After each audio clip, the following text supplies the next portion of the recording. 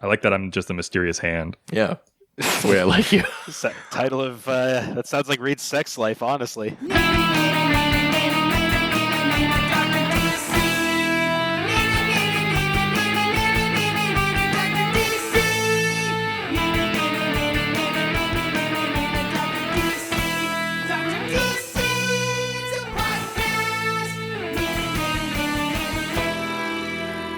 Welcome, residents, to the Dr. DC podcast. My name is producer Richard, and across from me is the doctor. Well, next to me is the doctor himself. Hello. So is it adjacent to me? Yeah, it's a kitty corner. Kitty corner to me is the doctor himself.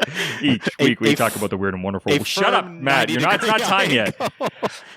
Each week we talk about the weird and wonderful world of DC while fielding questions from listeners like you. It's been so long since we've had a guest that we've forgotten how to do it. No, I always know how to do it. It's about demoralizing them. Oh, I see. And of course, speaking of demoralizing people, Chicken Maddie's in the house. Bok bok.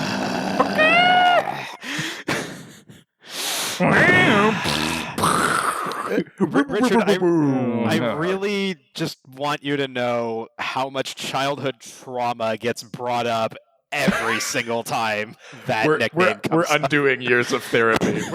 Wait, you're telling me that I'm not the first person to hear Poulter and immediately think chicken? I call bullshit. Yeah, Do you know what's funny, though? So Matthew Poulter, our guest, I've said his actual name now for the folks at home. That's unimportant. But the last time that he was on, it was me that made the connection to poultry. You were insisting on calling him a poltergeist. Oh, no, then I said poultrygeist. Oh, like a chicken that comes back from the dead? Yeah, there's a movie called Poultrygeist. I was just Is about there to say actually- that's It's a a real trauma thing. What? Yeah. Yeah. It's a trauma film. I deliberately don't consume media, so I'm sorry. I don't know anything. You don't contribute, even though we have a podcast Don't worry literally about about it. Don't worry popular about culture and media. Okay, I'm sorry, cool. you're not familiar with the works of the greatest film studio on earth that gave us the storied career of James Gunn, Troma Films? It's true.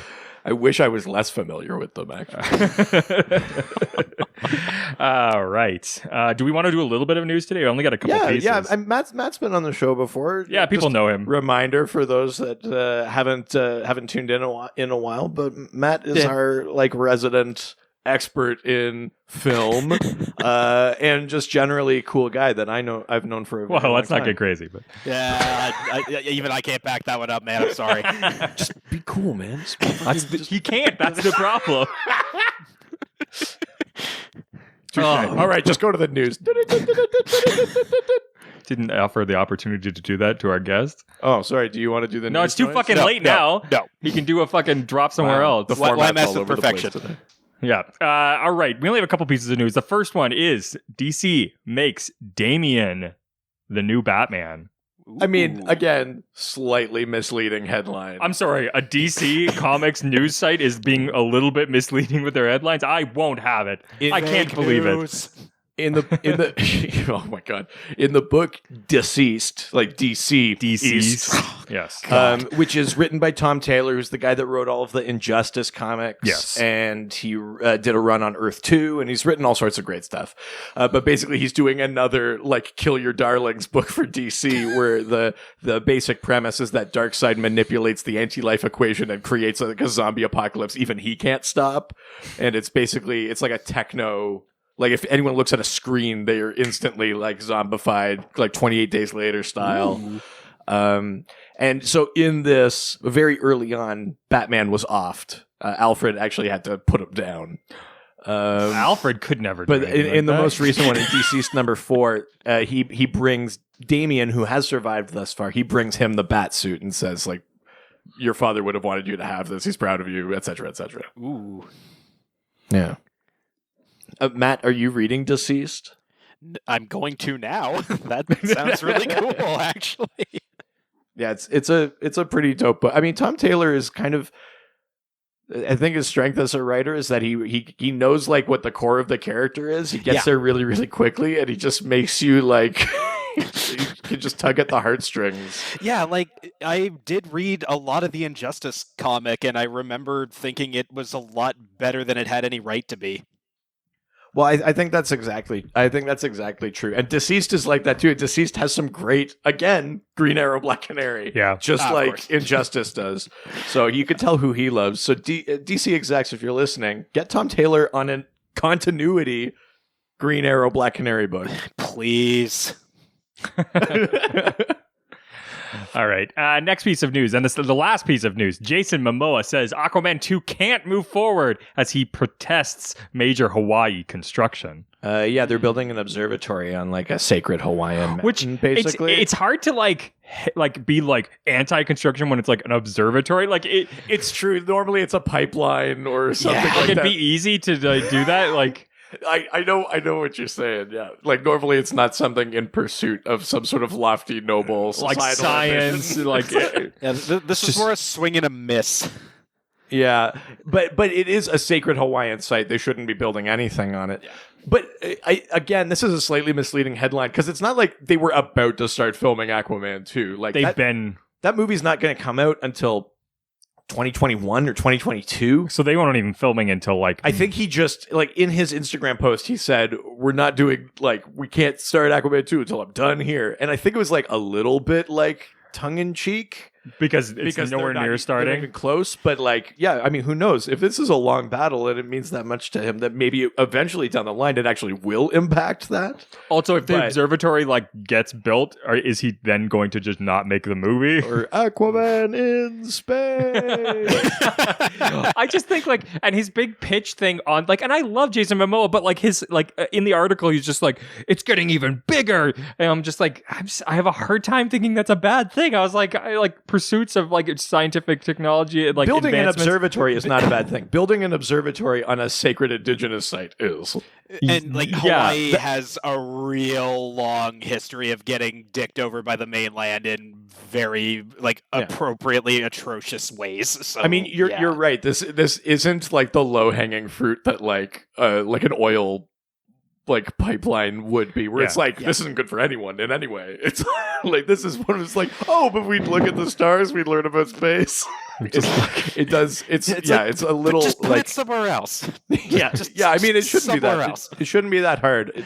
Or at least build it like not so close to the water line, because then you wouldn't have these problems. You just you know what there are because Aquaman. I don't get it. Okay, because he wouldn't be able to protest if it was further inland. Richard, I'm going to need you to edit in a cricket sound effect for your own joke. Oh, no. Don't worry. They exist on this side. It's fine. Yeah. I'm sorry. Whoa. Is Great Lakes here? Yeah. Unfortunately not. But yeah, so who knows? Maybe if this is like a long protracted thing down the line, it might impact Aquaman 2. But as of right now, Aquaman 2 doesn't exist even in pre-production, so it's fine. So again, I'm not too concerned. It's fine. Yeah, it's fine. Yeah. I'm actively not working on this thing that is not in progress. Yeah, I just like the idea that the producers are also like, like we could just film over there, like we could just move over there. Yeah, I mean, if they just filmed nearby, you could just have his stunt double in the protest line when he's filming, and then when the stunt double's on, he can go back to the. I just like the idea that it was initially like the pitch was to film in that spot, and then they started building. He's like, well, now we can't make the movie. That would be fun. That's why he's protesting. It's not because it's a sacred site. He's like, no, we location scouted this. Yeah, like this is the spot. It's perfect. I just put an observatory here. Can you imagine though being somebody like some company or something or other and having a protest forming outside of your base of operations, and you look out and fucking Aquaman is like standing at the head of everybody. I hope he brings the trident. He's just like out. Why wouldn't you? Like get the rocket on this while they're at it, and just have the two of them like leading the group. They both are attached to Hawaii. I mean, it's not unreasonable. Get some other. I mean, I know it's Hawaii is not like the be all and end all, but like get some other sort of Polynesian heavy hitters. Get Taika out there. I just want to see a protest that's a massive haka outside of just any kind of corporate building with Aquaman, The Rock, Jango Fett. It's true. Of all of the like Korg. Yeah. Hey, I'd like you to stop doing that. Are you making that out of paper? Because you're beating up the rock. Right. Well, with that, we should talk about this week's theme. Yeah, so last time we had Matt I like on, the pitch of how Matt got on this episode. we can only have him on when it's directly related to that. Yeah, exactly. And I was actually talking about that with my girlfriend today because the last time we did the Whoa, Nolanverse easy. movies, Big shot. yeah, I got to show off for the internet. Yes. But no, the last time I was on is because the doc messaged me out of the blue and said, "Hey, do you want to be on this thing about the Nolanverse movies?" And I was like, "Well, yeah, of course, absolutely." And then this time around, when you guys had your poll going on for potential subjects, and I saw that cybernetics and cyborgs and all that sort of stuff was doing really well, I direct messaged him going like, FYI, this is kind of my thing. Yeah. So basically, not only does Matt have like a master's in film, but his master's thesis in film is on transhumanism is it Mamoru Oshii? Yeah. Is it his films? Yeah. Yeah, so it's like literally about cyborgs. So what you're saying is that he knows about this. yeah. Nah. Hey, but basically what I'm saying is I'm just going to hand the reins over for this episode. Those are your favorite. I'm gonna kick back and be a Richard this time. I'm just gonna sit here and look pretty. Make him feel like shit about himself. Yeah.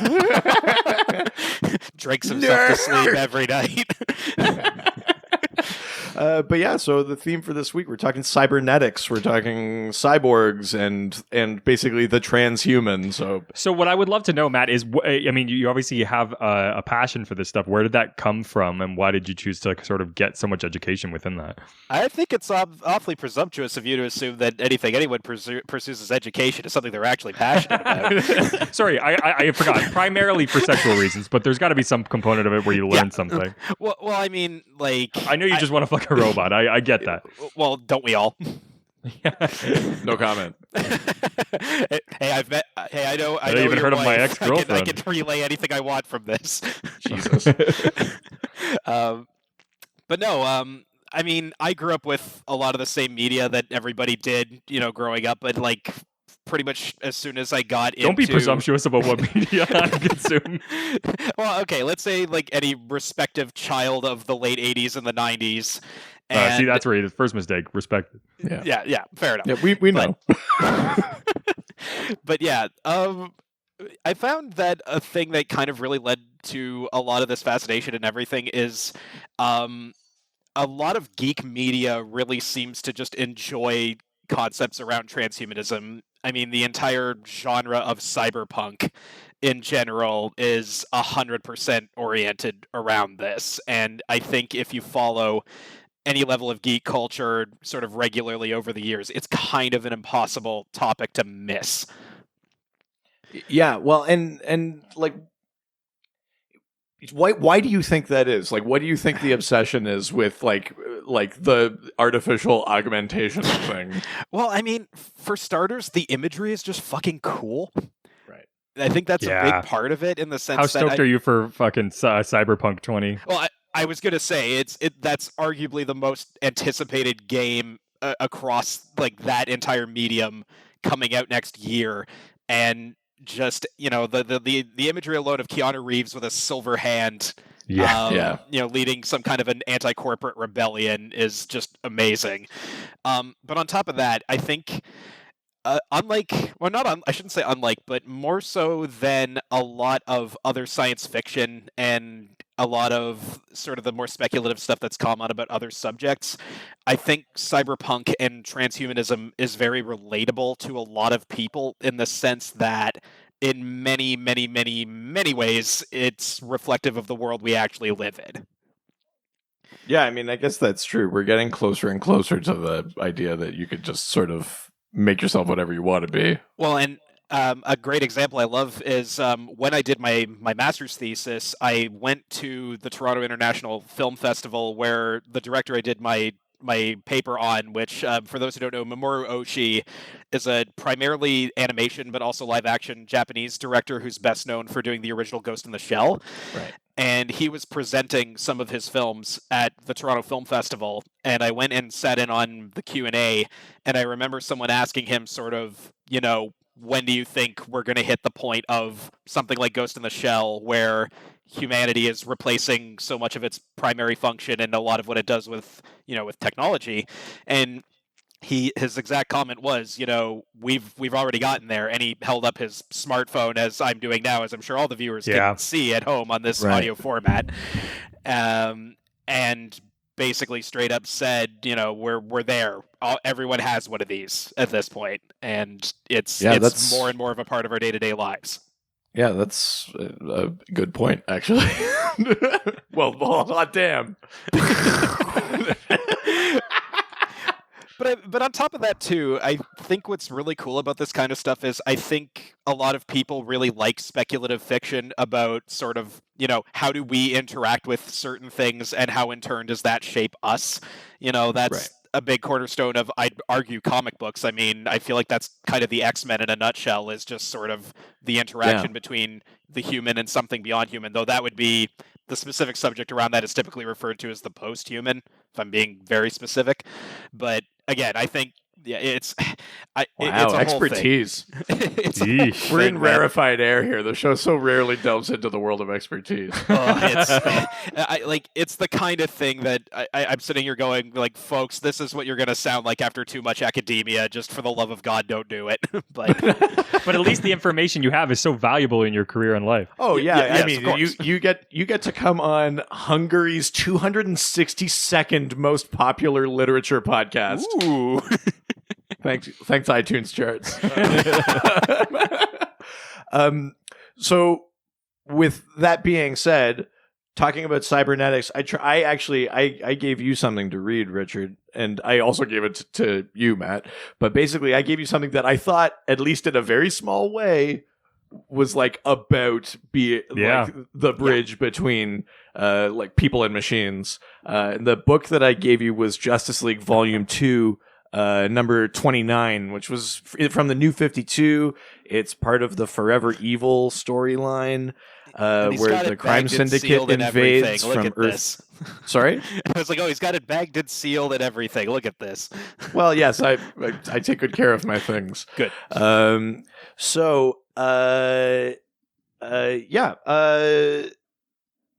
Matt, did you read this one too? Yeah, I did. Richard. Oh, thank God. Richard, did you want to like just give the brief sort of synopsis of this issue? Yeah, I mean, I can give sort of at least the Cole's notes. I read it.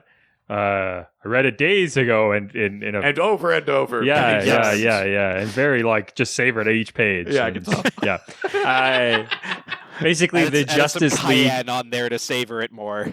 Yes, of course. So the Justice League goes missing, and then initially we don't really find out why. And so Cyborg enlists the help of the Metal Men to be able to sort of save the world because it's under some sort of peril. You then realize that it was the grid that did this, and it was basically a virus within Cyborg that became self-aware and ripped him out of him, which is a really fucked up idea. Yeah. This isn't even the issue where you see it happen. It's like pretty grotesque for like a mainstream comic. It's like it's pretty body horror-y. It's done fucked. Yeah.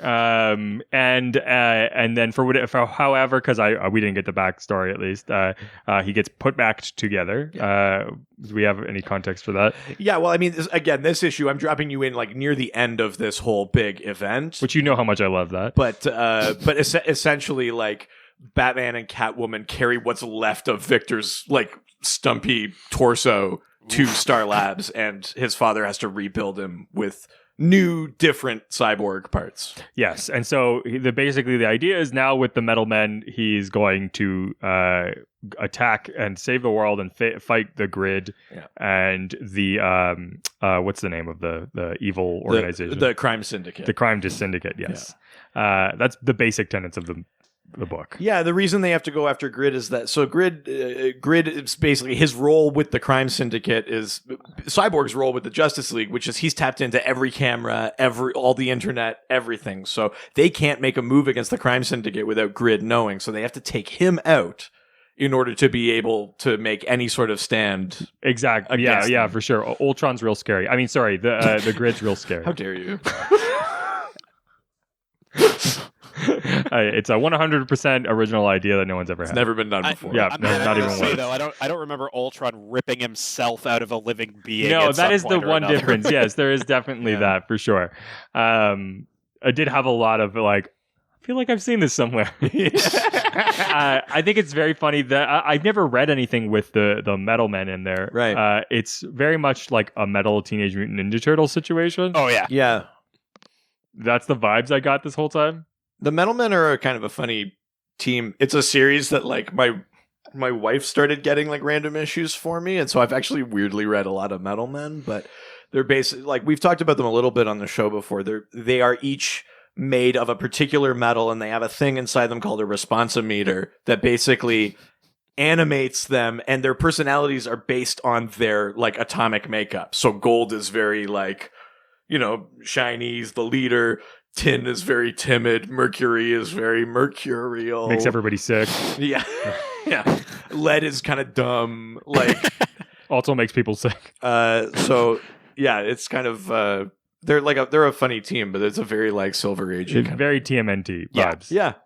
Like especially the like a lot of the banter guys, they're like kind of doing things. Yeah, they're very quippy.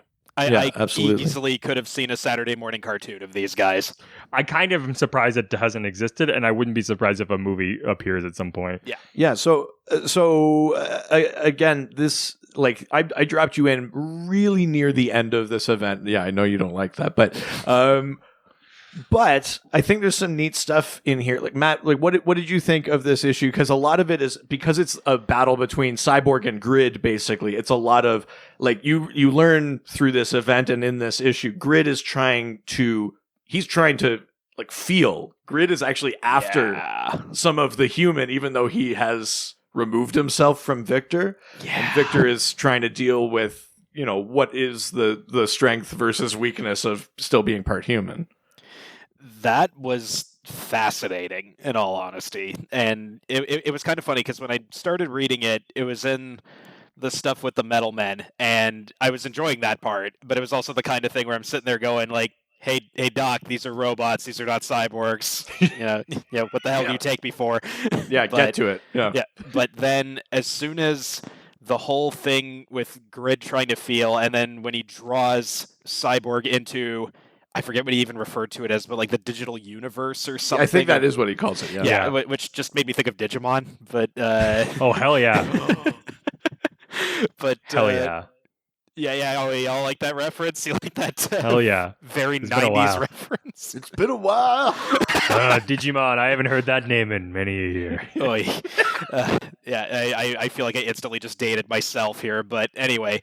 But when it gets to that, that's when it really got into some stuff where it kind of like what you said about him ripping himself out of Cyborg, and you're like, wow, I'm kind of shocked this is in a mainstream comic. Yeah. I was looking at their dialogue and kind of going, wow, for again, part of this bigger event that I looked into and kind of looked into the background of. I was like, whoa, this is actually some pretty heady stuff. Well, and there's some pretty crazy imagery in this issue too. Like, when they're in the digital universe, the whole thing it's the like the psychological game. Grid is trying to say like you're weak because you're part human. Why wouldn't you? Blah blah blah blah blah. Yeah, all this kind of stuff. And it like in the climax of that sort of fight, quote unquote, sort of philosophical debate, Cyborg does the Superman, but with his like skin. He like rips the skin off to show like his that was metal, fucked up. his metal parts, and he says something like, "I'm the bridge," I'm both. But it's like some crazy imagery because there's like, he's just like ripping his own skin off to show the cyborg thing. It's really neat. That's something straight out of the like pretty much any major cyberpunk visual work you can think of. That's often a thing that's actually a good one to kind of compare that to is like I presume at some point in your lives you guys saw The Matrix. Yes. Yeah. Okay. Have you seen the Animatrix? I have. Okay. Unfortunately, so during the second Renaissance one where there's the protest going on where they're kind of beating up this woman, but then it turns out it's a robot and her skin kind of starts to fall off and stuff like that. That was what this was evoking a lot of for me. Yeah, I mean, were there any other sort of things or thoughts or like pieces of dialogue that really like anything else that sort of stood out just in terms of like what it is being a cyborg or being cybernetic or anything like that? I mean, if you wanted to get super in depth into that sort of stuff, we wouldn't be reading a single issue of a comic series. We'd be reading kind of an entire trade devoted to that. Well, that's fair. But at the same token, it was that interesting dichotomy of sort of the unfeeling artificial versus the supposedly feeling human. And I think that I forget where I read this, but someone I remember commenting said something along the lines of any really good piece of transhumanist media is typically going to give questions of sort of, what does it mean to be human? What impact on your humanity does technology have? And ultimately, does it matter? Right. And I think that was kind of a cool way to approach it. And I think in the end, when Cyborg does that thing of sort of, I like that he admits to Grid that he's been trying a little too hard to maintain that entirely human side and has been so kind of, for lack of a better term, insecure about trying to remain human. Right. That he says, maybe I haven't adapted to this enough because I am the link between the two of them. Right. And that was the part where I was just like, okay, this is pretty legit. This is solid. Now, for you, Richard, despite the frustrations of being dropped in partway through, I actually think this issue does a pretty good job of recapping the highlights. Did reading this make you interested in like the wider event? I mean, now I might be a simple country podcaster, but I ain't no college boy talking about no transmutant as and something or other. Wow. But no. It doesn't sort of invoke questions about kind of that kind of stuff, and it makes me more interested at that Cyborg could ask questions like that, that it's not just like I could plug into the internet and make things happen. Sure, there's actually like sort of questions about that kind of stuff. So it makes me more interested in Cyborg, I'd say for sure. Right. Same. Yeah. I mean, there's. It's funny because it wasn't until like a decent time after this event that Cyborg even got his first solo series ever.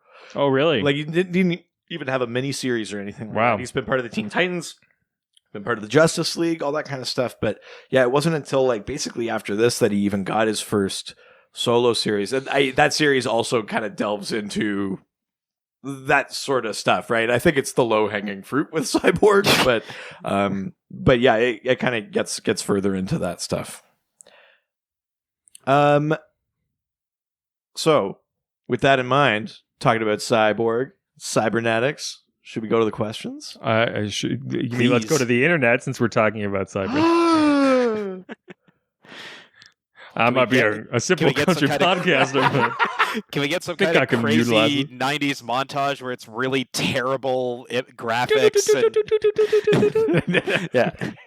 I'm in the system. Yeah. It's a series of tubes. Yeah. Get like a clip from like The Net with Sandra Bullock or something like that. Yeah, I just want like green numerals blocked on my face. And, yes. Yeah. I could see the code. All right, well, let's head on over to the questions. First, going to Facebook. Go to the face at the book. Go to the Facebook. Nice. Yeah, there you go. Now you know what it feels like.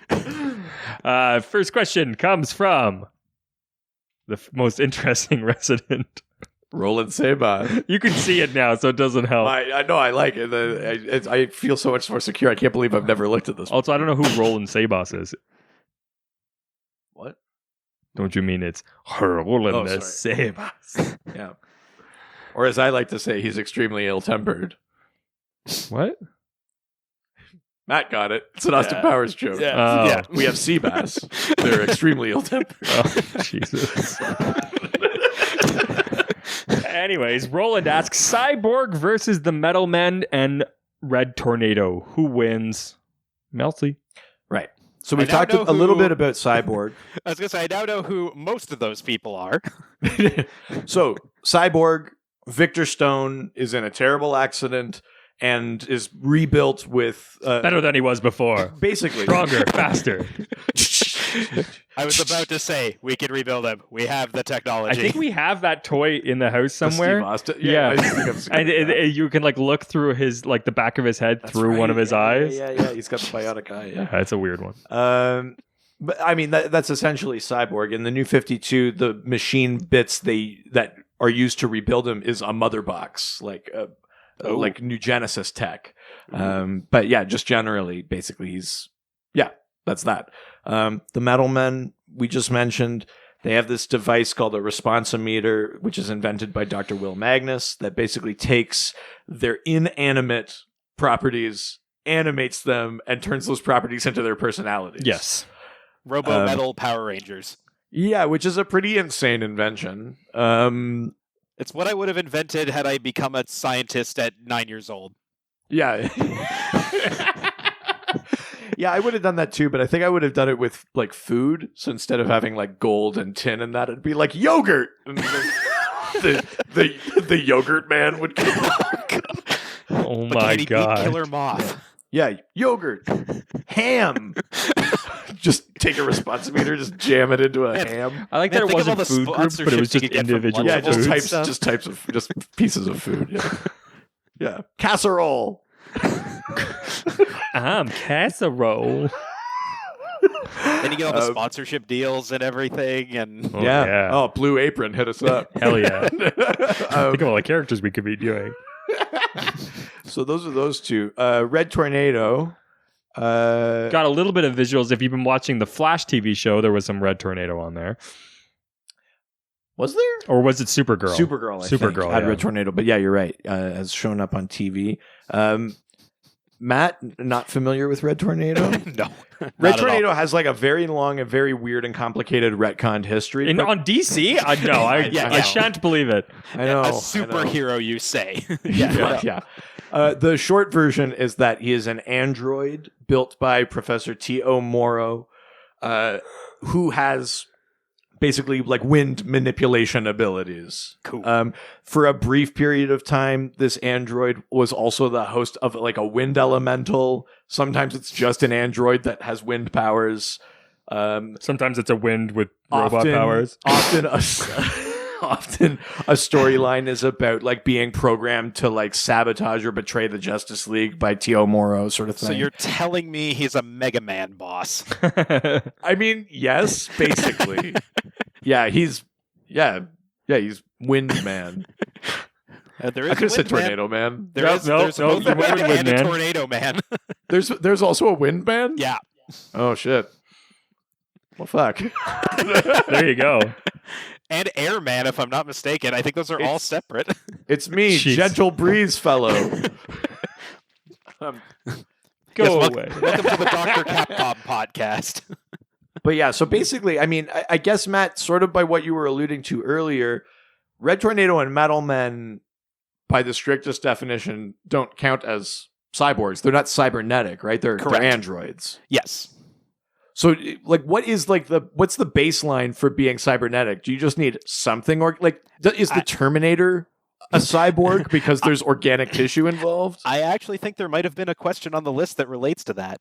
Oh, actually, there might be. Yeah, sorry, maybe I shouldn't. Well, someone's jumping the gun. Well, shit. I'm sorry, sir. That's right.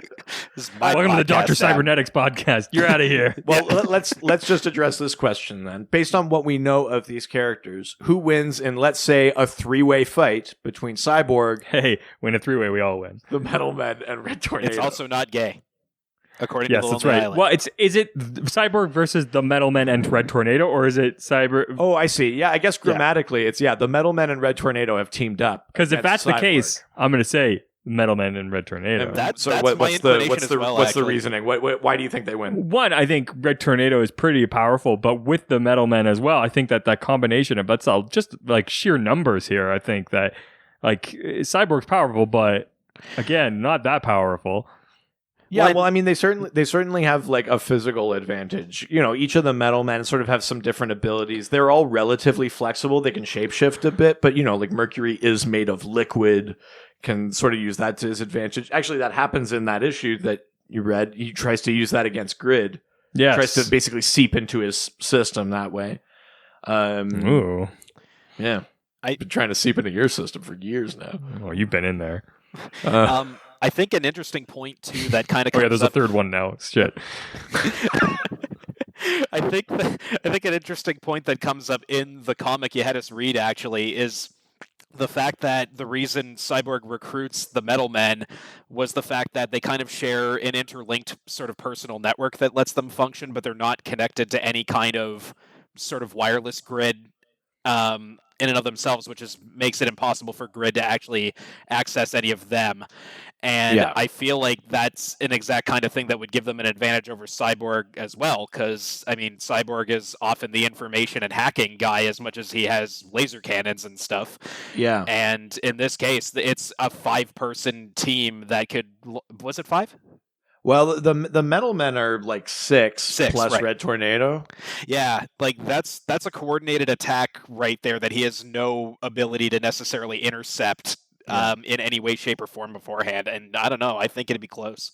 I think on that note, his one best shot, if we're going to give Cyborg the benefit of the doubt, is hacking Red Tornado. Yes. That's one that he can physically access, could override, could just assume control of, or something like that. But that's his best shot, I think, then. But would he do that?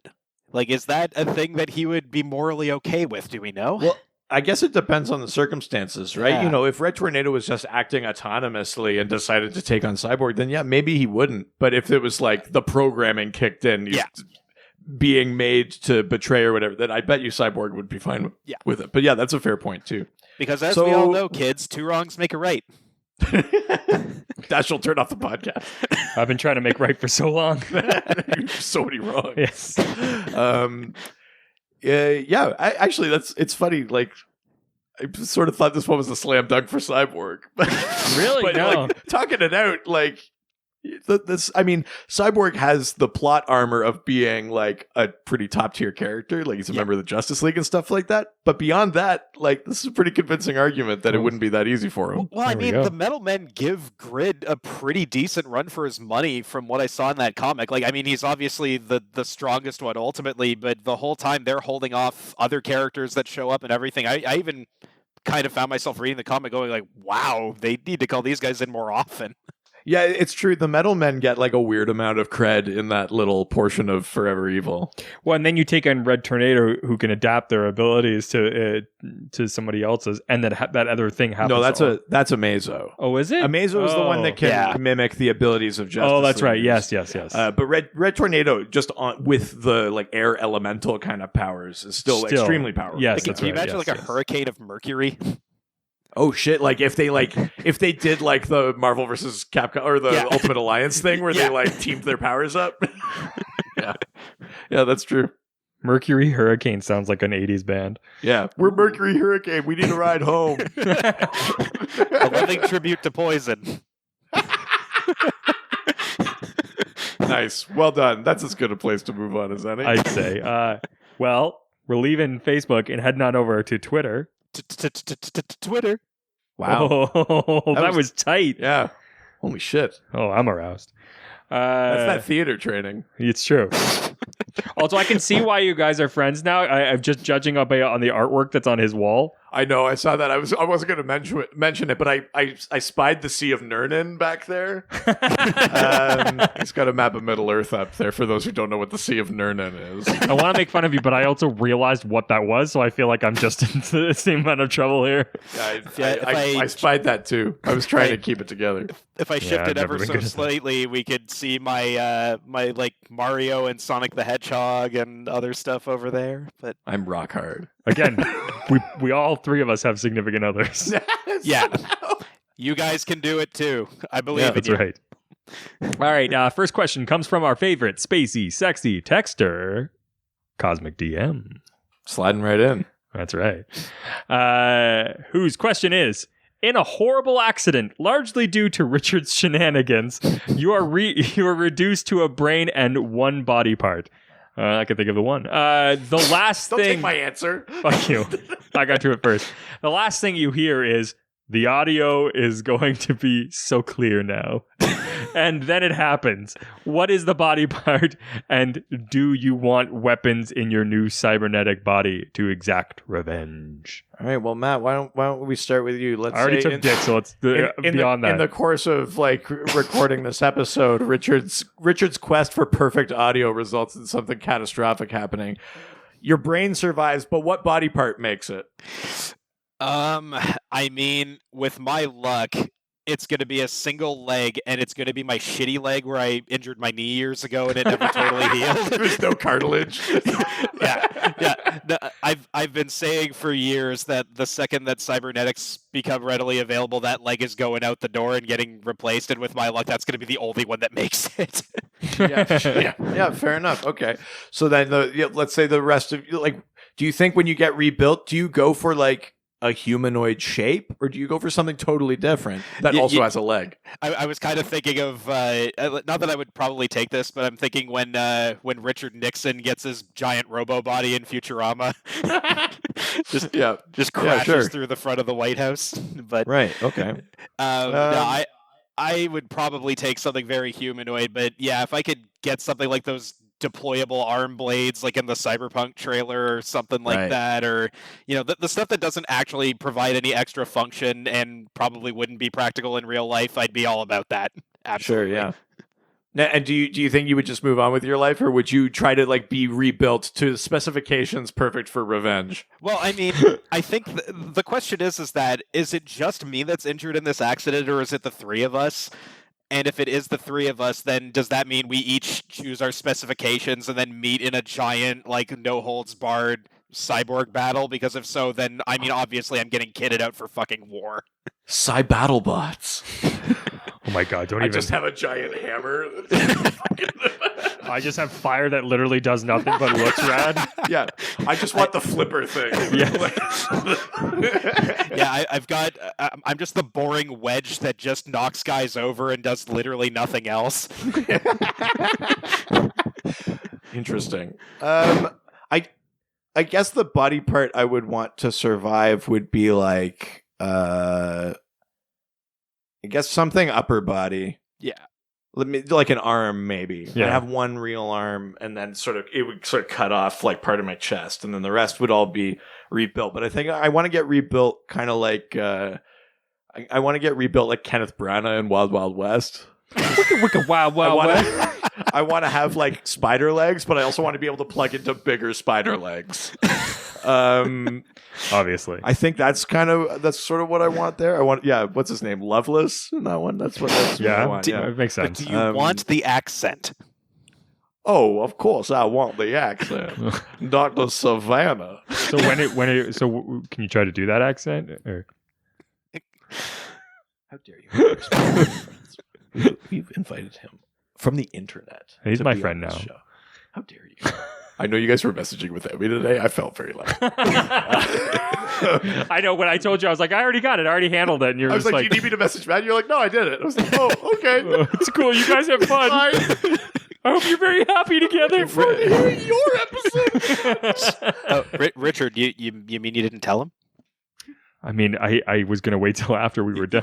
You didn't tell him about after your anniversary episode when you and I commiserated on our mutual hatred of Easy Rider? Well, that's right. Yes. Fucking ending. A goddamn movie. Damn it, you've got a film expert on site. I don't want to wade into this. Hell yeah. I think that's what I would do. And I would obviously be built for revenge, but I think I want to be ready for any revenge, not specifically against Richard for the catastrophe. I think I just want to be ready for people to wrong me in general so that I could get revenge. Yeah. I want my one body part to be, first of all, I want to be basically completely made out of guns. But then my one body part is my Achilles tendon. God damn it. I purposely didn't use Dick because I thought you were going to. Son of a bitch. I could have been Dick Man. And my Achilles tendon directly is I could have been Octo Dick. My Achilles tendon is directly attached to my brain so that if you hit it, I die. Wow. The ultimate Achilles heel. Yeah. Holy shit. I like the idea that those are the pieces that survive. They're obviously separate at any rate. But you must have had the wherewithal to be like, no, keep that. and make sure I die if anyone hits it. And it's just like as You know how it would work if it was my normal body? yeah. I need things to be fair. The only way that you can hit it though is you have to shoot a bullet and then it has to curve down a tunnel to be able to get to it. You've got to like want it. Yeah. Like, yeah. I was thinking more of like Star Wars, but yes. Yeah. Yeah, Star Wars wow. with the curved bullets. I hope that answers your question, Cosmic DM. Absolutely. Richard, I was going to say, I'm honestly surprised that in your pursuit of audio perfection, you didn't just have like your body replaced with a giant, amp and subwoofer system and everything, and just destroy things via sheer sound. You could have been Sir Mix-a-Lot. Just with fucking knobs and shit. I mean, the truest answer is that I would just become pure sound. Then your pickup line could be like, "Would you like me to direct in?" God, how have you not used that before? Because I'm not the audio guy. That's true. Yes, no, that's very true. You can use that though. You're welcome to have it. I'm not going to use it. Are you talking about your dick again? You're welcome to have it. He has no use for it anymore. No, that's true. You have a kid. That was the goal. Yeah, I'm up. What they don't tell you is it actually falls off after. Yeah, I've just got it in the freezer next to the yams. Don't make that mistake. I've done it before. Thanksgiving's gonna right. get awkward. Yeah, it's been awkward. It's 120 episodes ago. All right, next question comes from Dave Rossi. Dashel, turn off the podcast. Please, God, turn off the podcast. If you didn't before the dick stuff, you should do it now, just in case there's more. I mean, there will be. It's not a matter of if; it's a matter of when. I don't think right. your listeners understand that I'm actually naked right now. We understand, though. We've got video. That was our special treat. Dave asks, who invented mother boxes in universe? Why do both New Genesis and Apocalypse have them? Yeah. So Mother Box. This is from like the Jack Kirby. I went to therapy enough for mother box. Yeah. This is like the Jack Kirby Fourth World New Gods stuff. Mother Box is like a piece of technology that all of the New Gods have. That's basically like a sentient computer that can open like portals to different worlds, can answer questions, hack into other things, can basically do whatever they need it to. But they're kind of sentient. As far as I remember, I think they're invented by a character called Hyman. I'm deliberately pronouncing their name very specifically so that I'm avoiding Hyman jokes. Oh, okay. I thought it was just like I thought it was a Jamaican character that every time he said Hyman. Damn it, I made it worse. The Rastafarian scientist we all know and love. Yeah, our favorite new god. Yeah, that's sort of where they come from. Hyman's very easy to break, though. That's the problem. In different versions of the story, sometimes the ones from Apocalypse are called father boxes. They're like corrupted versions. Which I find weird. If you go on the DC's wiki page, mother box is spelled as two separate words, but father box is one. Yeah. It's very interesting. Yeah. I mean, interesting. Is it like a trademark? It's like Darkseid's like, we're going to want the royalties from this. Yes. We're going to need that. Mother box TM. They've got jobs on their side, man. I don't want to mess with that guy. I mean, in the Young Justice cartoon, which is a very like easily illustrated example, there's a mother box, essentially a form of mother box that is the super cycle, the sphere that turns into this giant cycle that the Forever People have, but then they give to Young Justice. Superboy kind of bonds with it. But when the Forever People summon Infinity Man, a father box is thrown in the mix, and it basically like supersedes the intelligence of the mother box and takes it over. And also makes 20% more an hour. Jesus Christ. with his partner, the glass ceiling. Yeah, that's the problem with the mother box is the glass ceiling on top. Yeah. God. Make the fourth world great again. It takes two mother boxes to do the work of one father box. Jesus Christ. The mother box is too emotional. Next thing you know, they'll be wanting to. Next thing you know, they'll be wanting to vote. Yeah, brutal, very bad.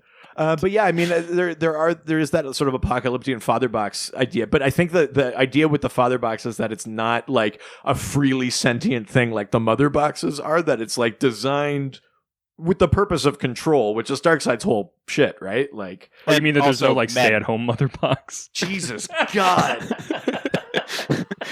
So you're telling me the male entity likes to control the female entity?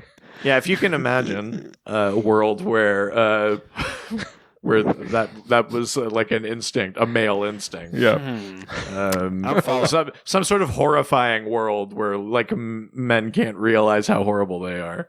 Glad we don't live there. Yeah, no, like I don't get it, man. But I thought I was the one here for the high concept shit. Have you read much of that sort of fourth world stuff for the New Gods stuff involving mother boxes? It's the kind of thing where like I've watched Young Justice and that's about it. Right. Yeah, mother boxes, I mean, like, it changes from time to time, but that's generally the idea. There's a member of the female Furies called Lashina that has these sort of, like, razor whips that are these, like, long, thin... They're razors, but what you learn is that they're made from the skins of slain mother boxes, which implies they're alive. But again, not strictly speaking cybernetic, except in the case of Cyborg in the New 52, where a mother box rebuilds him. So the technology is like from the fourth world, it's like apocalyptian, but he is in there as a human. So that is the cybernetic portion there. Otherwise, I even being a sentient, like artificial intelligence doesn't make you cybernetic, right? Yeah. Technically, no. Right. Yeah, I think that's all I've got for that one. Dope.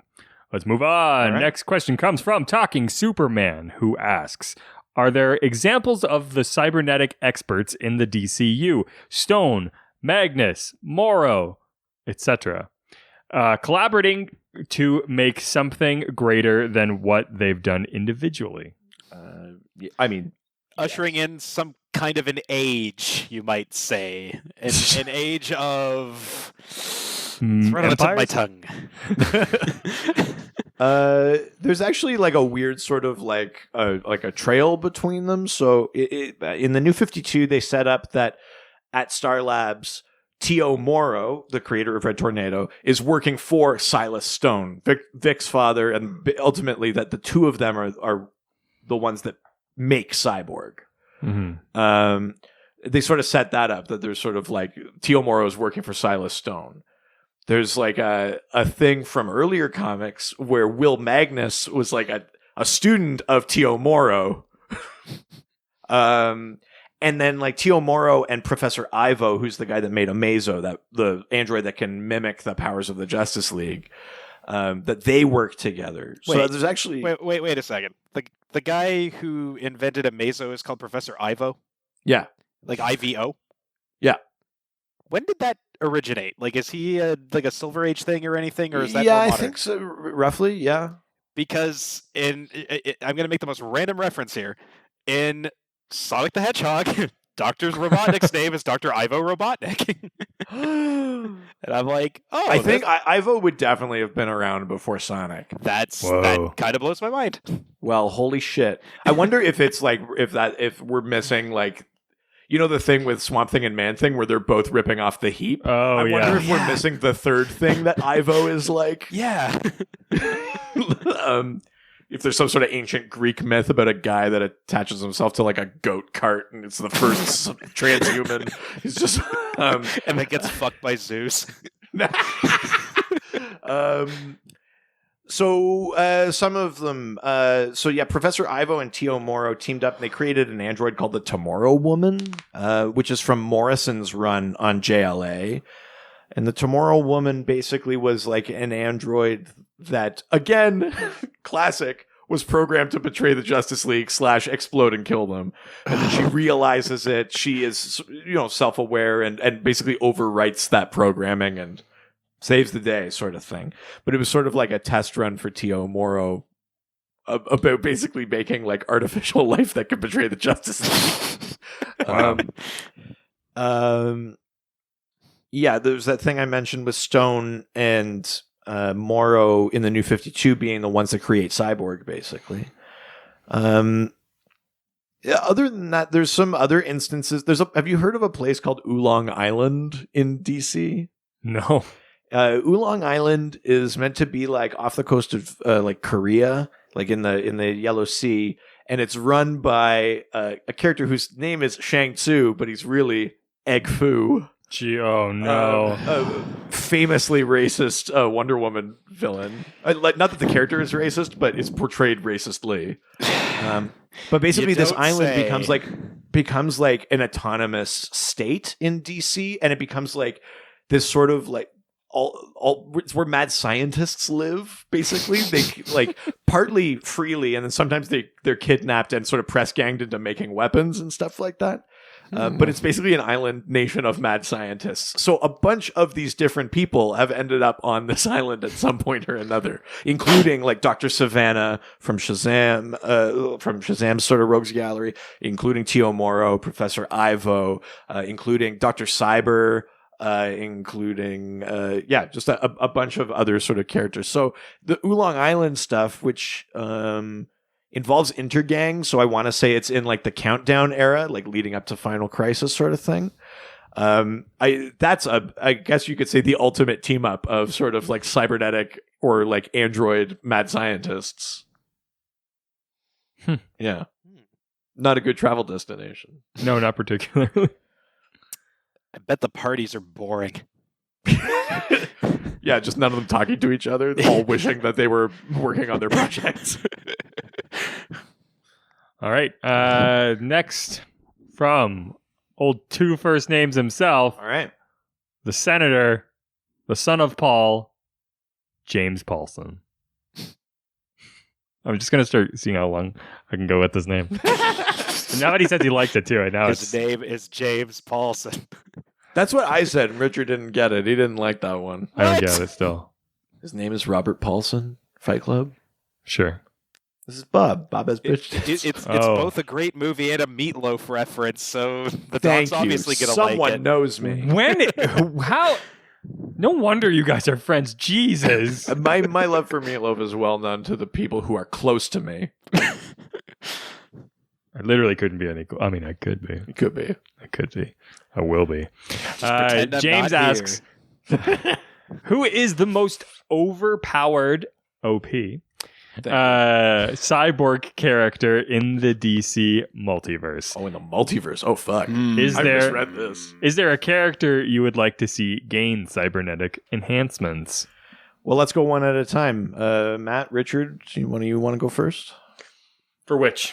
Let's say most overpowered. Oh. I have to think about this one. All right, Matt, do you have one? I'm not looking at Google right now. I can tell you that much. I know that the screen didn't just get lighter on your face at all. I'll tell you the one I'm thinking of. I'm thinking Midnighter. Is pretty overpowered. Midnighter is from the Wildstorm universe, but now is folded into the main DC continuity. He's basically like, imagine a version of Batman where he also has like he has insane healing abilities and a fight computer in his head that can basically predict the outcome of any fight, so he knows how to win before the fight starts. And he's great at gambling. Midnighter? Yeah. Because you can predict the ending fights and you can gamble. I suppose he could apply it to boxing matches or things like that. Yeah, I see what you're saying. Taking him to Vegas. Yeah, he could probably do that. But yeah, he's like a hyper-violent, like murder Batman with a fight computer in his head. That's almost like unbeatable. I think. Yeah, kind of. That's hard to beat. I think that's up there. I think that qualifies as like cybernetic. Yeah, one of you guys. I'm going to go with, just having been reminded of this, and I haven't thought about this in a while, but Murder Machine. Oh, like from from Dark Knight's Metal? Yeah. Well, yeah, since we opened it up to the multiverse, so the Murder Machine is the dark multiverse, basically amalgam of Batman and Cyborg. Yeah.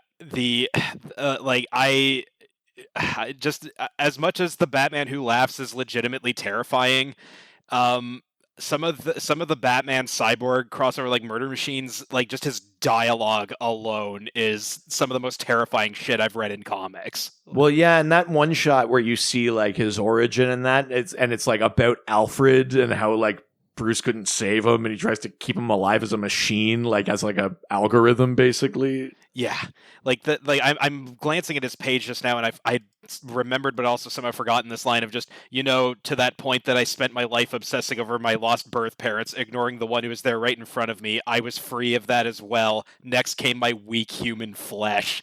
It's like, yeah. Jesus. Yeah, fuck the Murder Machine. That's a very good pick. When he like definitely wrecks a lot of shit. I remember from the event, like, yeah, just, like I think he.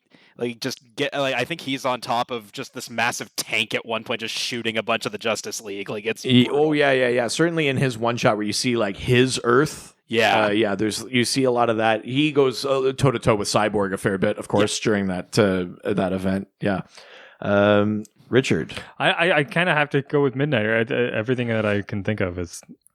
The only other one that I thought of that is like a version of being overpowered is the Resurrection Man. Yeah. Because he resurrects because of these little things called tektites. They're actual like machines, they're robots that stitch him back together and resurrect him with a power related to however he died last. For the Metal Gear fans of the odds, I'm just going to go ahead and say nanomachines, son. Nice. Yeah, I guess I'd say it's between them. So then the second half of this question is, who is a character that you would like to see gain a cybernetic enhancement? Oh, this is more interesting. Yeah. Matt, what do you think? My initial inclination, like the one that just popped into my head, was, and it's kind of cheating in that it's already a little bit there, but Deathstroke. Oh, right. Go ahead. Well, I was going to say, so just Deathstroke already, like just from like serums and things like that, basically has like a brain that works harder than most of our brains. Yeah. The old line was that like we only use 10%, he uses 90, like the limitless thing, right? Like, yeah. So then, what is the cybernetic enhancement? Is it brain related? Is that what you want? I would play with that in the sense that that's actually kind of a common trope in a lot of different like sci-fi fiction, in the sense of like, okay, my brain is so advanced and my body can't keep up with it anymore. I'd love to see just a story like, say a Dark Knight's Metal offshoot where maybe he finds the Murder Machine's parts and stuff, goes to some back alley doctor and says, okay, cut everything off, give me all of this stuff. Oh shit, yeah, okay. And just I'd just love to see rampaging, ridiculously over the top 90s-esque Deathstroke with Deathstroke meets Cable. Yeah, exactly. Yeah, okay. Yeah. Nice. Richard, do you have one? I mean, his kind of takes away from my initial thought, which was Thomas Wayne Batman. Oh, sure. Flashpoint Batman, yeah. That's even better, I think, honestly. Because just like you want to see robotics used in a murderous rampage, like RoboCop like 2. Well, and he's also like a surgeon, and he's also getting older. He'd be like, I can't keep this up. Like, let's replace this leg with a cannon, like Planet Terror stuff. Oh man. Yeah, but I guess outside of that, then my next thought would be Gorilla Grodd. Oh, okay. What would you want for Grodd? One, I would just like robotic limbs, something like that, something that can like connect to technology. You have to ask him why he wants a cyber gorilla. Well, I mean, we talked about Grodd before. Is like part of the thing with like all the ape characters in DC is that apes we already know that their strength factor is so much beyond ours. Like they're immediately super with no other enhancement. Yeah. So then to further enhance it is kind of scary. Well, exactly. And be able to have him be able to now not only have the intelligence, but be able to connect to technology and get more intelligent. Oh, right. So not only the telepathy, but then also digitally. Yeah. Oh, Jesus. Yeah, if he was a technopath. Yeah. Yeah. Holy shit. What about you? Well, fuck. You gotta go good. Go good. Yeah. because we both went bad. Well, I mean, there's a premise that just came up in a recent issue of Justice League. That's not exactly this, but I'm adapting it a little bit.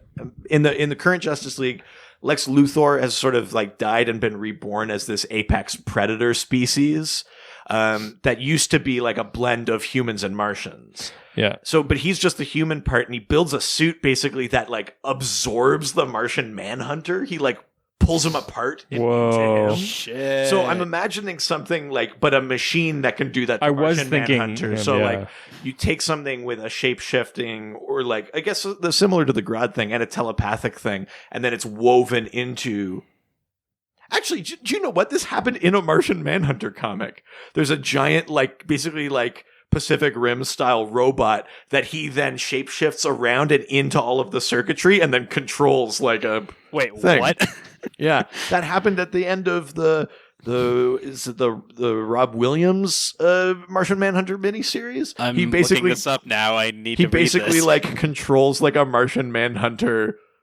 Like Pacific Rim robot essentially. That's Wow. what I'm talking. That's what I want.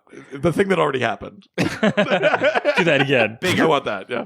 I like the idea of like Batman has such like a low opinion of these orphans that he keeps utilizing that he just starts like taking them apart and replacing their parts with robotics. So, what's your policy on replacing limbs on these things? I mean, that like What? that would get into some interesting transhumanist discussions. I'll say that much. Right? I mean, they're just orphans. It's not like anybody's going to complain. This is your home now. Now lie on the slab.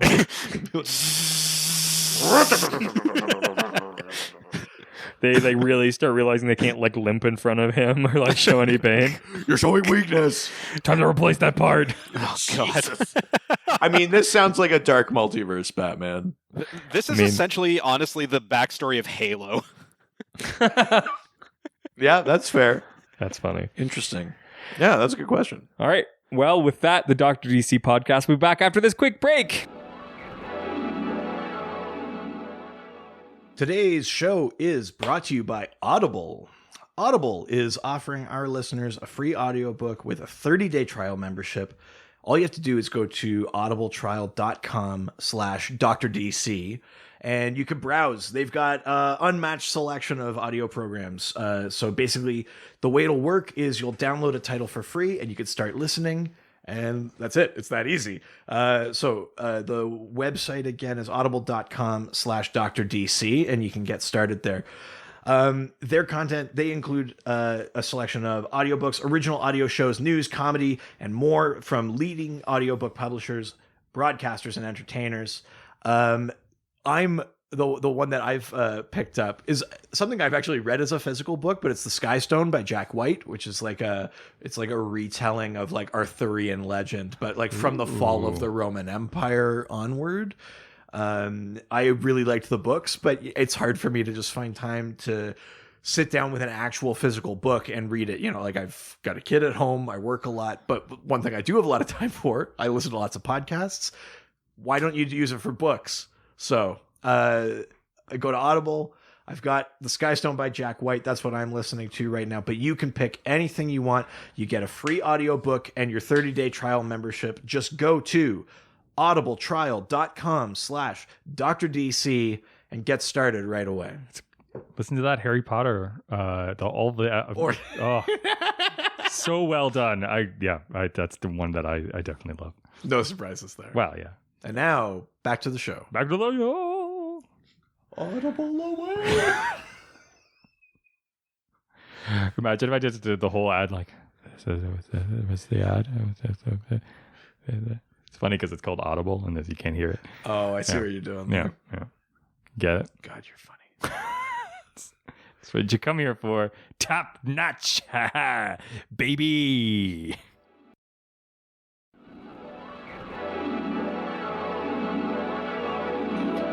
And we're back. Hey! Oh. Hip hop hooray! Hip hop hooray. Every time it's Always. I said it before, I'll say it again. Whitest man on the planet. Wait, which of us? You. Oh. Obviously. What do you mean, obviously? Armenian doesn't count. You hear me, Armenia? Armenia. Jew. I've got enough things, I think. Right. Fucking whiteys. We're leaving Twitter. Fine. And we're going to Instagram. I don't know the drop for this, so this is Oh no! Now This is- we're going to Instagram, take some questions and answer them. I'm going to be honest with you guys, this is usually about the time I stop listening. I'm impressed he makes it to Twitter. He's like, it's been an hour. I'm good. Yeah. I got where I was my going. question already, I'm fine. Yeah. All I right. came after the news. The rest was just me like lying in the afterglow. It's true. At a certain point, it dries off, and you have to peel it off like glue. Ugh. Why are you the way that you are? Such vivid imagery. That's what I'm here for. First question comes from Robbie's just this guy. Yeah, why are you asking so many questions? He's just this guy. Yeah. Robbie's not wearing someone else's skin. Yeah, Robbie's never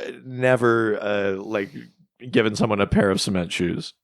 Robbie's just like every other human being. He eats shoes and goes to... Robbie's never dropped a suspiciously heavy rolled up rug into a river.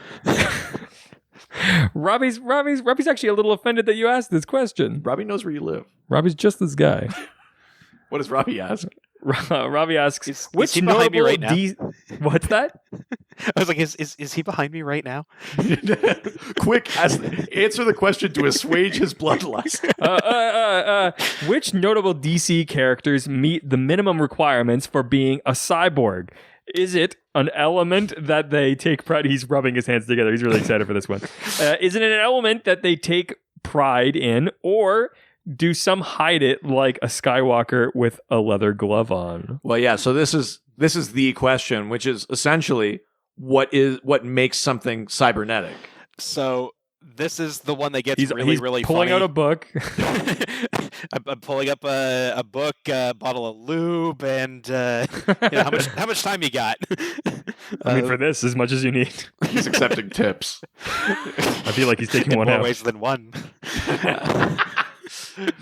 But no, the interesting thing that comes up with this question is that that's actually kind of a topic that is a little bit debatable, because the funny thing there is, if you take it at the most sort of literal and kind of straightforward definition of what a cyborg is, it's a human that requires sort of any kind of mechanical or artificial assistance in order to function or to kind of go about their day-to-day lives. So we already are. Yeah, cyborgs. fun fact. If you wear glasses, you are a cyborg.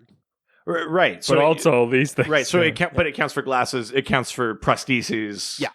Right. Yeah, like there. It's funny. There's a line in, of all things, an early episode of Family Guy where Stewie is cheering on Joe, and he's like, "Go cyborg!" Right. Yeah. And he's actually right. Right, because it doesn't specify like the level of technological advancement. It's just using machine parts. Correct. So Right. if anything, if you're going to go by that definition, there's a lot of them in the DC universe, and Clark Kent is appropriating cyborg culture because he doesn't need the fucking glasses. What an asshole. Yeah. You should speak. Thank you. You just compliment my asshole? What an asshole. Just Well, let's go back to the question that I posed earlier, and then we blew past. Yeah. So you're talking about a human that requires sort of machine enhancement, or has machine enhancement, not even requires necessarily. Not even doesn't even have to be machine, just artificial, like just Right. non-organic. But how does it work in the reverse? So with the example of a Terminator, it's basically an android, but then it's wrapped in organic tissue. Does that, from the other direction, qualify as cybernetic? That is a tricky one, because in a lot of the stuff about it, like typically a cyborg is someone who begins as human in some way, shape, or form. It has to be the presence of either a human brain or like some kind of a human present consciousness. But again, that's actually also half of what the stuff kind of argues about, is like, oh, if you have none of that and yet you still have free will and present consciousness and all that sort of stuff, does that make you a cyborg or an android or yada yada yada? Right. So it is kind of funny that when you use the example of Terminator, he gives that line of, I'm a cybernetic organism, living tissue over metal endoskeleton, and like that is debatably correct. Or maybe even better example, because the Terminators are pretty much just following programming, but Data in First Contact, there's that whole bit where the Borg Queen is grafting real tissue onto him. Yeah. Does Data count as a cyborg at that point?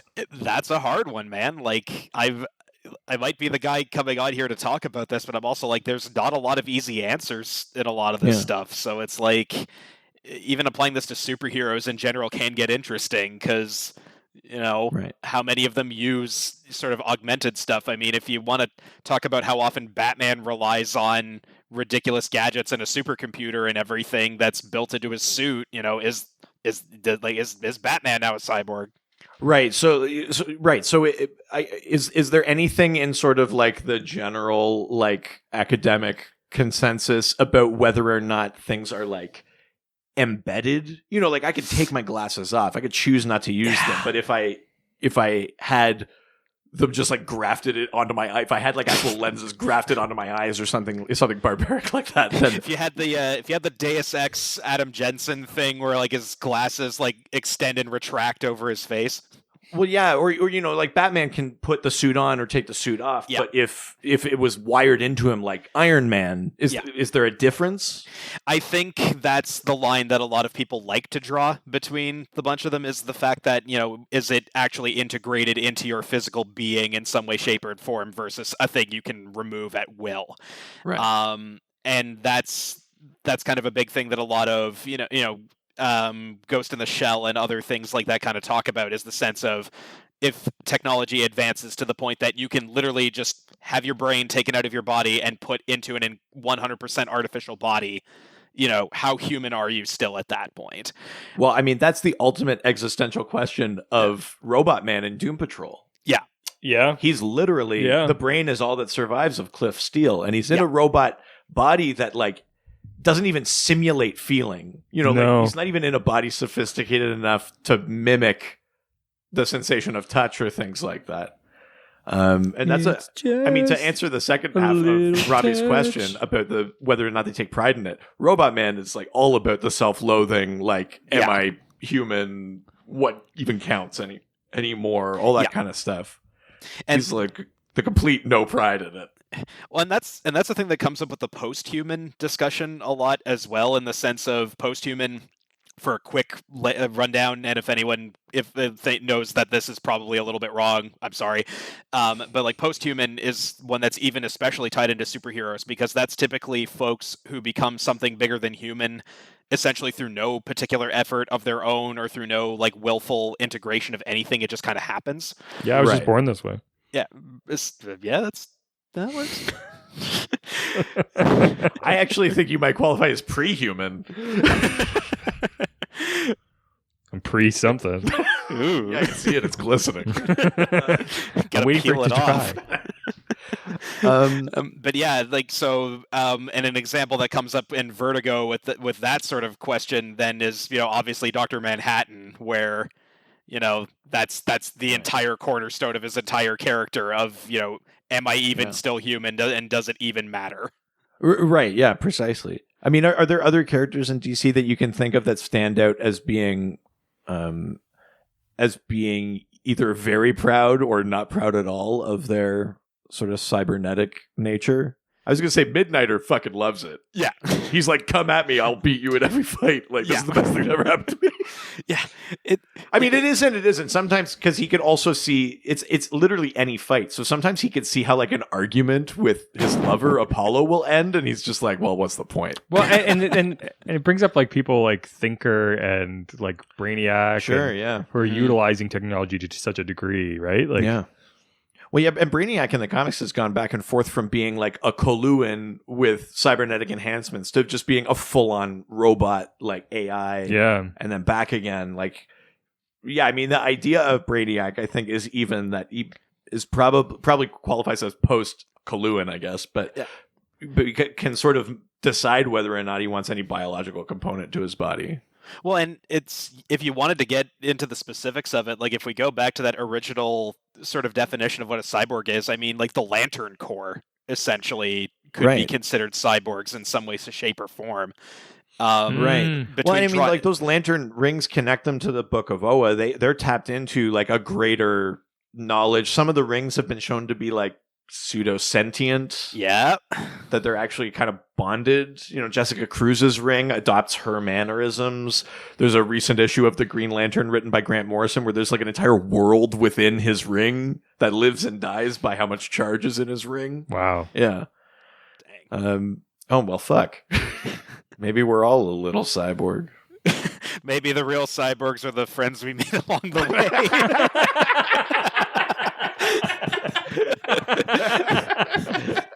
That's the one. Yeah, that's it. Let's not talk about it anymore. Next question comes from Matt Husathan, who asks, if you could replace one of the 5 senses with a super version, which would it be? Why? And what would the cybernetic modifications look like? Oh, interesting. Do you guys have one? Oh, super dick. No, senses. You can pick touch, and I suppose you can specify it in the dickle region. The tickle region. We got to be real here, though, guys. Like, this is a sense discussion, and like nothing about dicks makes any sense or has led us to do anything sensical ever. Hey, that's right. Down with dicks. I can pun too. It was very good. Yeah. Do you guys have like one of the 5 senses that you would want to enhance, upgrade in some way? I'd want to get vision, straight up. Yeah. Just give me the cool, metallic glow, like light up eyes. Give me an LED control so I can change what they look like whenever I feel like.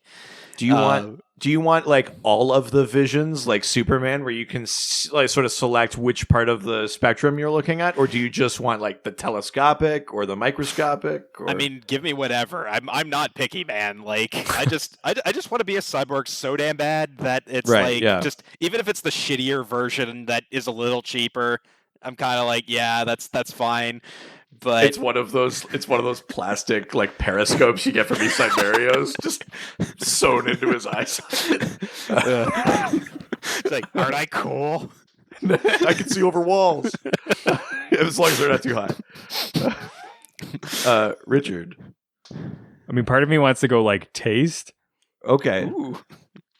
But just to be in what way? Just to be more like sensitive or more refined, or to if we imagine maybe there is a taste spectrum and there's things we just can't taste in the way that there's things we can't see. Exactly. But I think that it would be so strong and like because taste is connected to smell and things like that, you can be like, oh, like Reed's coming over. Oh, right. Yeah. Who's Reed? Oh God. I've given up the gambit on that one. Interesting taste. I think I would go with touch. And I think I would want it in the tracking sense. Like I want to do like the Aragorn thing, but instead of putting my ear to the ground, I just want to put my hand on the ground and be like they're moving west. Like with the train tracks kind of vibe. Yeah. I kind of want to do. I think I want that sort of thing where I could be, or like be like walking to work and I'd like feel it through my feet and I'd be like, "There's an earthquake coming tomorrow." Like I think I want that. I want the enhanced touch. That's sick. Actually, I like that. Just a little touch. I think but I also want to be able to be so gentle with it that people would describe me as having an invisible touch. Oh. Your wife? He seems to have an invisible touch. Okay, but now I'm going to add a little corollary to this question because I was thinking about it. So you're going to have one of your senses enhanced. You have $10 to spend on this. Right. What useless addition do you add to that sense? Right. I guess I get one of those like the dog cones that they give so that they don't lick themselves, and I just attach it to one ear to enhance my hearing. I just don't want to taste anymore, so I just put like duct tape around my tongue. Yeah. Okay. I wear an eye patch over one eye so the other one has to compensate for it. Well, that's good. I like that. I love it. All right. Well, now we're leaving Instagram and heading on over to the email. Here I go again with the email. Every week I hope that it's from a female. That's close enough. Yeah, that works. Perfect. I was doing the strong bad version. And it's also the last question. Comes from Gina. Okay. It comes from Gina. You know what? I shouldn't have left the pause because I was like, Richard's going to say Gina. I guarantee. I was thinking about this. I was like, make sure he just says Gina. And then you did, and I didn't say anything. Matthew He has a faked you out, mangina. Gina asks, Jesus. do you prefer cyborg looking mostly human with some metal parts, or bulkier, more machine-like look with some human incorporated? I mean, I part of this, not to double back too much, but is there a thing in the definition of being a cyborg where you have to retain some sort of humanoid shape? God, no. Okay. No. So then what's your sort of preferred look for cybernetically enhanced? Do you like it being like really sleek where it's like sort of hidden like in Cyberpunk 2077, or do you like the big kind of mech sort of looking things? It depends on the character and the story, and like I think part of the problem that comes up is we've all read comics long enough that we remember the 90s. Well, and I think that's kind of the problem that comes up, is that anytime I see a really overly large cybernetic character, I instantly have flashbacks to Rob Liefeld's entire body of work. And right. I'm just kind of like, like it's cool, I guess, but we're walking a slippery slope here, folks. I mean, that's kind of the best part of that Forever Evil thing. Yeah. To bring it back to the issue I made you guys read, is that when the New 52 started, Cyborg was this very big, bulky thing, which he never had been in the comics before. No, yeah. He had been pretty sleek, but he became the sort of big, bulky thing. And it was when Grid ripped the machine bits out of him and he got rebuilt that he was rebuilt sleeker, and Grid is like the old one. It was almost like they were like, this is our way to do it. Like, well, that imagery is really cool, too, because, I mean, you even watch something like the movie that came out fairly recently, Alita Battle Angel. right. I watched that, yeah. Because you get both examples in there, because Alita herself is relatively sleek, sort of human looking, but there's other ones that are like, they look like the pirate guy from the Lego movie. Yeah, a little bit. That's actually really good. I was trying to think of what it reminded me of, but that's perfect, yeah. Yeah, absolutely. And I mean, like, I would, like, I'm going to almost cheat on this question and say that I like having both, because, like, that contrast is just so visually amazing and just such a kind of a cornerstone of that genre in particular that and again, in the issue that you mentioned, I loved seeing, bulky, hulking, like, green skull-faced Grid just up against the more sleek Cyborg. It's just, it's amazing. Yeah. Yeah, I think I agree. I think I prefer the sort of sleek thing to the big, sort of bulky look. Yeah. Yeah, I'd have to agree with that. Yeah, for sure. Here's DC. I really hashtag keep it sleek. I want him to look like hashtag on sleek. I want him to look fit, but I don't want to seem like he works out every day. Right. Yeah. Now here's the question. But like, should we start getting into cyborg characters that look like they were designed by different existing corporations? They each tried to put their own unique stamp on it. So you've got like the eye cyborg and right, yeah, you would have he would have minimal like interface. But the problem is that if he has to plug in, he has to just lay flat on the ground and can't do anything else. Yeah, you have to upgrade him every 3 days or none of the apps work. Yeah. Yeah, and you can't use any parts from other androids to fix him or anything like that. It's all got to be proprietary. He also can't recognize you unless you stand directly in front of his face for like 3 seconds. There's a cyborg out there powered by Microsoft Service, and he's only good for the football replays. And better get that extended warranty, because like after 3 months, you're just fucked. Yeah, I've got a Kobo cyborg. It's like Canadian e-reader. God, the Nintendo cyborg would be so charming, though. I picture you have to take his arms off, like the Switch. Yeah, his arms and the controller. He lacks basic features, but then also has just a bunch of random ones where you're like, yeah, it's cool, I guess. I also like that the Microsoft version one that like every time you suggest something, he wants to do the shittier version of it. So it's just like, hey, like why don't we go to like McDonald's? It's like I think we should go to Burger King, and it's just like, yeah, but McDonald's is right there. It's clearly better. I was picturing that like the machine would like form Clippy and be like, looks like you're trying to write an essay. It's like I was going more to like the Bing Google analog, but yes. It's like, yeah, now searching the internet through Bing. Yeah, it keeps being like, it's like, hey, I think you're a really good guy. Did you mean something racist? Which way are the robbers going? Map it out. He's like printing MapQuest, like actually paper coming out of his torso. No, I don't want to go geocaching. Get out of here. God, the Recalculating. Google, the Google one would appear so benevolent, but be so secretly evil. I think the best one with the Windows powered cyborg would be the Batman would say something like, "How long will it take you to find Lex Luthor?" And he'd be like, "I'll have it in 5 minutes, 7 minutes, 40 seconds, 13 minutes, 10 2 hours. days." Yeah. Or he's in the middle of the fight, and he's getting the shit punched out of him by Metallo or something like that, and then he's like, "Updates need to install, restarting now." Oh, amazing! That's awesome. I love it. Well, that's the end of the question period. Which do you know what that means, Matt? This is where I die. Yep, that's right. Because it's. First metaphorically. Yes, it's time for Dial H. Yeah, it's dial doc time. Had we been doing this when you were on the last time? I don't know if I don't know if you were quite when I guessed it, but I've followed it. Yeah. So for those listening at home who are just jumping into this episode, first of all, I'm sorry. so Secondly, sorry. Yeah, all the big Matt Poulter fans that have come on just for this episode. I mean, that's why we do this, right? Yeah. We know they're going to hop off after this episode. Exactly. But I'll take those downloads. Yeah, exactly. Yeah, hi mom. This is based off Dial H for Hero, which is a series in which you're given this magical H dialer, and when you dial hero, you become a never before seen hero or villain if you dial villain with random powers and a sort of punny name. And so every week we try to come up with brand new Dial H characters.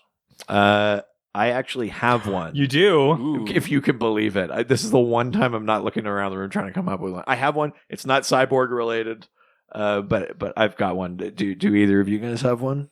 Not yet. Okay. You go first. I'll go first. Mine is called Reconnoiter Goiter. And basically it's a person covered in these sort of pustules.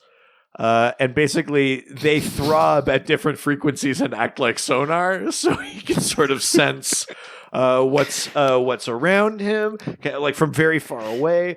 He can also like send like audio frequency, like can communicate sort of like Morse code by like making the different goiters pulse. And then in really desperate situations can explode pus onto an enemy. Jesus. Wow. That's Reconnoiter Goiter. That's awful. Yeah. Didn't like that at all. Oof. I'll go next. Okay. My character's name is Drapeau Blanc. Fuck you. How dare you? In French, white flag. How dare you? Who has the ability to make anybody run away from any problem at the first sight of any possible concern. Right, so they induce the flight reflex. Yeah. Right. Okay. Yeah, fuck you. Like as if some like bigger person was coming along and was a little bit scary. Let's say there's and it was the 1930s. Let's say there's a bigger, more organized army coming around your border through Belgium than this character would. Oh yeah. I didn't even think about that. Great. Yeah. Does This he character have would a- flee to Dunkirk. Yeah. Does he have a pencil mustache and wear a beret? Hey, Drapeau Blanc. God, fuck you. I must assure you, I'm from Italy. Matt, do you have one? I do. Mine is the Tank Man. Ooh, And- okay. He has the power to manipulate and use any sort of physical object that has tank somewhere in its name. Like So, fish tank. fish tank, septic Right. tank. army tank, Septic whatever. tank. Oh god. Oh no. Yeah. Oh, Yeah. so can he only manipulate the tank, or can he? And then does he get access to like? I guess what I'm trying to get at is if there's a septic tank nearby, does he just control the septic tank, or does he become like fecal kinetic? I figured he would gain the powers of whatever tank he has come into contact with most recently. Oh Jesus! Oh. I see. Okay. So he hires himself out occasionally as a plumber, but then he also tries to enlist in the military more often than not and keeps getting rejected because of his crippling alcoholism. Right. Wow. Interesting. Because he likes to get tanked, you see? Oh, I see. Yeah. Oh, I got it. I think the power that would come most in handy is if he can channel the stank, and then he just keeps the windows rolled up. S tank. Ain't no tank. Look at like that. a tank. So do either of you play D&D? I haven't in a long time, but I have in the past. So yeah. there's the property that any half orc can use a weapon that has orc in the name if no one else, unless even if they wouldn't otherwise be proficient with it. So Right, then Okay. that inevitably brings up the question of, you have the body of an orc. Are you proficient in that? Right. Could you use another orc as a weapon? Yes. Or can you use an orca? Because orc is in the name. That's funny. That's funny. I think we're running into a similar issue with the tank man. Yes. I like it. Yeah. So the tank man, whatever Richard said, and reconnoiter goiter. Those are all very good entries, I think. I Yes. think we're back on an upswing. I think it was getting dicey there for us for a little bit. I think we're back, baby. Yeah. Well, before we finish off each other, is there speaking of finish off, is there anything you'd like to plug, Matt? For starters, I didn't say stop. Oh, and he moves his hand. Very good. I'm sure that's a joke that'll work great for the audio listeners. Just wait till we get to our video episode. Is there anything you want to plug? In terms of plugs, yeah, sure. You can find me on most forms of social media under the Overmat. It's like Nice. the Overlord, except it's my name. Oh. You can find me. And you can find me plugging sort of any kind of cool things I find there, or I talk a lot about media in general and get angry about politics. You know how social media works. I'm gonna 2019, send, man. We're all in it. Yeah, of course. Nothing is going wrong with the world right now. But yeah, I can. I'm also going to link you guys to my thesis that was specifically on Hell yeah. on cybernetic We'll post issues that and all online. that sort of stuff. Yeah. Put that So it's I will warn everybody it's not a small document, but if you thought any of this talk was cool and want to learn some more about some cool cybernetics stuff, that's a thing I can do. And that's pretty much what I got. Nice. Awesome. Well, thanks a lot, Matt. We appreciate you doing this, and I'm looking for the next very specific thing that you know a lot about that you can come on for. Yeah, the oddly just straight up specifically my alley and up very few other people. Well, when our Patreon tier of the Lord of the Rings comes out, God! Oh, one day. the Lord of the Rings. That's the doctor's joke. I apologize. I know. My favorite part of it was that when we were like, it would just start with saying Megovanen. Yes. I was like, oh. But yeah, you can send us your dial docs. You can reach out to us. You can send questions. You can just chat. You can share your thoughts. And you can do that through all of our various social media accounts, Such as our Facebook, Dr. DC Podcast, our Twitter, at Dr. DC, Podcast. Instagram, Dr. DC Podcast, our email, drdcpodcast@gmail.com, our subreddit, r/Dr_DC, and of course, the doc phone is now open. All you have to do is call 208-917-3238. That's 208-917-DCEU. Also, not only can you talk to us online, but you can read our DC-specific articles or buy our merch. Buy our merch. Buy it. On our website.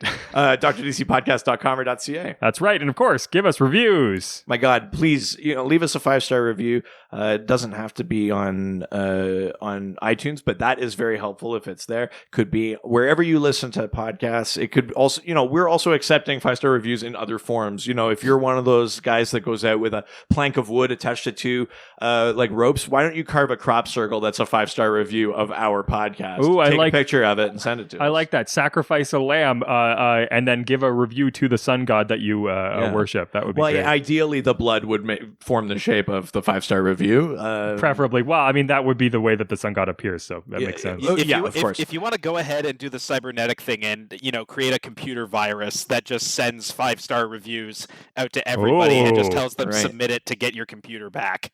I'm not Ooh, going I to like tell that. you to Yeah. do that, but Perfect. I love that one. That's a really good one. I like that a lot. Yeah, I mean, when you're writing your will, if you're sort of in like your 30s, like we are, you might be like, well, oh shit, we got to write a will. Just make sure that you bequeath all of your belongings to insert 5-star review of the Dr. DC podcast. Well, and you know about how your debt has to go on to your family, making sure that also your family, the only way that they can receive the money and things like that is they also have to make 5-star reviews. Exactly. Make sure that our debt goes on to your family. That's right. The debt of listening to this podcast goes on to your family, even if we're long gone. Yeah, you're precisely.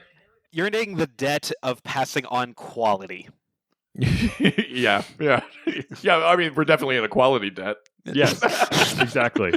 But yeah, send those 5-star reviews. When we actually got a review. I forgot to read it at the top of the episode. Oh shit! But we'll read it next episode. Yes. But when we get to 52, Richard and I are going to get DC Comics tattoos.